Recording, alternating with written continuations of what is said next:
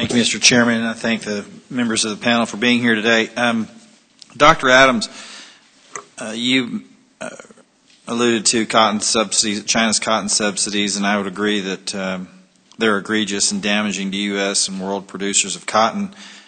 What's the outlook? Do you see that being reduced or eliminated at any point? I don't see it being eliminated. I think China's going to go with, they're probably going to take the view that they want to provide support to their agricultural and support to their producers. Now, will it be modified over the coming years? I think that's a question they're still dealing with, because they've gone through some fairly significant changes in their policy, but I don't see it being eliminated. I think they'll continue to want to provide support to their producers. Hopefully, it'll be done in a way that does not provide distortions to the markets. I think the big question that they have to deal with, too, in addition to how they support their producers, is what do they do with that 50 to 60 million bales that are sitting in stocks, because that comes at a cost and it's overhanging the market. Let me ask you about that. 63 million bales in government-owned stocks in China and expected to rise to 68 million bales. Are we pretty sure on those numbers? Because I'm a little concerned about their reporting and how that may impact the market. And then also, have we seen those levels before? And talk about what the market impacts are going to be. Yeah, we have. Short answer is we have not seen those levels before. But going back to your first question, there's always an uncertainty around any of the data estimates that come out of China. I think the data is better than it was a few years ago, and it's probably, we have, I think, some sense of how much was purchased, or reports of how much was purchased into the reserves, and some idea of how much was auctioned. So I think there's a better idea there. Now, is it 60 million bales?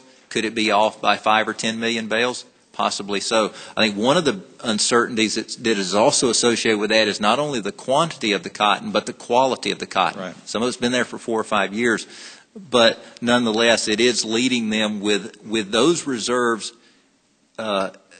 basically there to come on the market. It makes them withdraw and be a smaller importer of cotton than they were a few years ago. That's one of the most significant impacts. You said maybe a 5 to 10 million bale variance there. That's pretty significant. How does that manifest in terms of market? I think what it manifests itself into is uncertainty in terms of, can you put a dollar value on it? I think that's a challenge, but certainly as the market participants look at the conditions, they're always trying to assess what's going on in China and what will happen. So yes, those are big numbers when we talk about it, and it is it's an uncertainty just in terms of how they choose to manage that going forward. Let me ask you this. I want to get into a deal with Turkey, but what would you advise that we might be able to do here from a policy perspective that might force China to report more accurately? Is there anything that we can do? Well, I think we just can continue to urge U.S. negotiators and those in Geneva that represent the U.S. at the WTO to continue to push. And I know they have been over this past year. In fact, I think there was just recently a press story out earlier this week on some of the discussions that go on between the U.S. and other countries, namely China and India. I still see that as the first step, is to continue to push there and get an explanation on the table so that we at least have a better understanding of where we are. Let me ask you this about Turkey.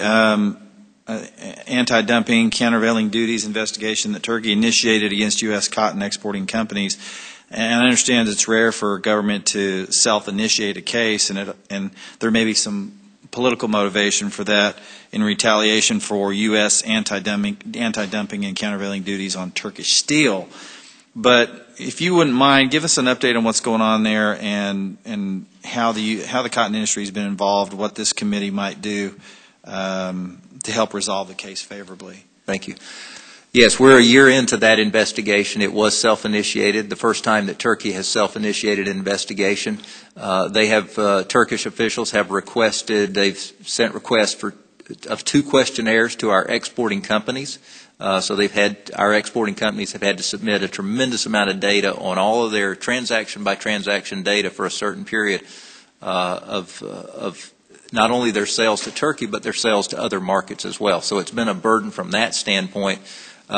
We as the an association representing the industry. We have status as an interested party. We've made 3 submissions into the process, really trying to rebut any of the economic arguments that the Turkish government put forward. I had a chance to be in Turkey just a week before last to have meetings with ministry officials. Their evaluation is still ongoing. We know there's a lot of some political underpinnings in this investigation. There's still a tremendous amount of uncertainty. Our understanding is that this investigation will likely go on for another 6 months or so. The challenge it creates is that textile mills in Turkey are reluctant to buy U.S. cotton because they don't know if by the time they make the purchase decision and have it landed in Turkey, will there be a duty applied in that interim. So as a result, they're backing off their purchases of U.S. cotton. I think we have to, and perhaps for this committee, continue to just make sure that Turkish officials know that this has a high profile within the United States and that they're being watched from a standpoint of how they conduct the investigation, the transparency, and are they following the guidelines for these investigations that are established within the WTO. Thank you, sir. Yield back.